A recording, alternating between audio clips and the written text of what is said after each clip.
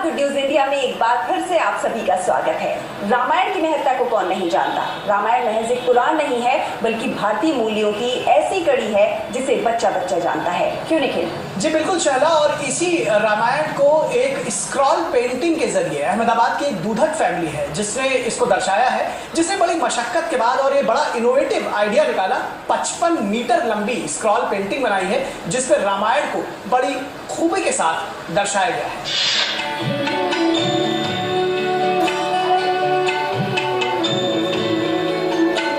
ये है दूधर परिवार।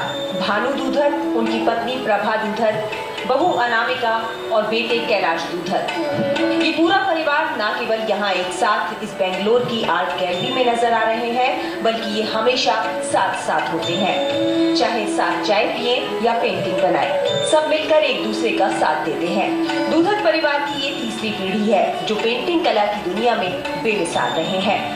ये देखिए दूधर परिवार की कला का ये नजारा।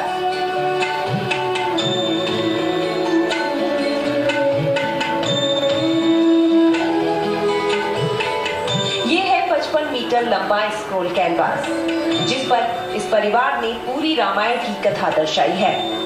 राजा दशरथ के इतिहास से लेकर सीता के धरती में समा जाने तक की कथा कैनवास पर देखी जा सकती है, और देखने वाले जो कि रामायण जानते हो, ये पेंटिंग देखकर खुद ब खुद पूरी कथा समझ जाते हैं।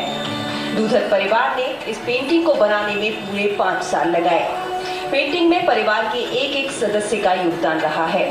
भानु दूधर की पत्नी प्रभा दूधर, उनके बेटे और उनकी बहू, सबने मिलकर ये पेंटिंग बनाई है, जो कि आसान काम नहीं है।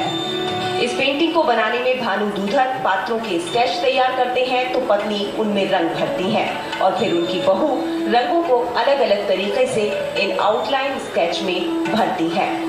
इस पूरी पेंटिंग में सिर्फ 4 रंग हैं, और वो भी अलग अलग रूप में।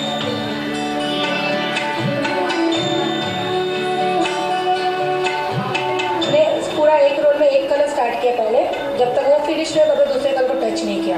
फिर वैसे करके हमने पूरे 4 कलर्स को एक एक बार कंटिन्यू किया। जब फुल फिर स्टार्टिंग में स्केच किया, फिर आउटलाइन किया, फिर कलर स्टार्ट किया, फिर लास्ट में हमने ब्लू कलर ख़त्म किया। वैसे करके टाइम मतलब पूरा 55 मीटर वैसे कंप्लीट किया। तो उसमें पापा ने डायरेक्शन दिया, मम्मा ने पूरा आउटलाइन सब वो सब कंप्लीट किया, फिर कलर्स में मैंने हेल्प किया सब में। तो लास्ट तक वैसे ख़त्म किया हमने मेजर टास्क।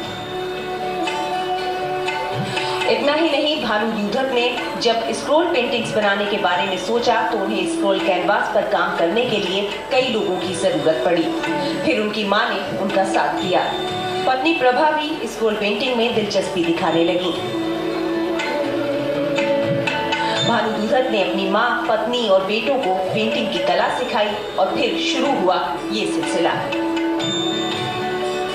जो रामायण है उसने जो मैन पावर बताया है, ऐसा one man power all world में वन मैन पावर नहीं मिलेगा जो रामायण में मिला है।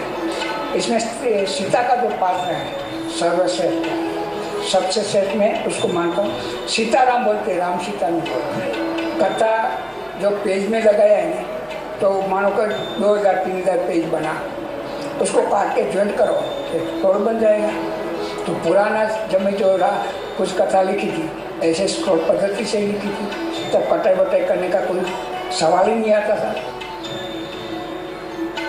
दूधर परिवार ने अब तक कई स्क्रॉल पेंटिंग बनाई हैं। इनमें Bible, Mahabharat, life of Mahatma Gandhi और हिस्ट्री ऑफ कश्मीर शामिल हैं। रामायण की पेंटिंग के जरिए दूधर परिवार खासकर युवा पीढ़ी को इस पुराण में मौजूद हर उस पहलू से रूबरू कराना चाहते हैं जो आज भी सबकी जिंदगी के साथ जुड़ी है। समय तो बहुत लिया इसमें, सुबह से शाम तक बोलो तो 24 घंटा, बोलो 24 घंटा इसके अंदर हमने समय लिया। तो सब घर काम और ये सब साथ में करना पड़ता है इसके। दूधर परिवार की रामायण स्क्रॉल पेंटिंग की चर्चा विदेशी मेहमान भी करते हैं।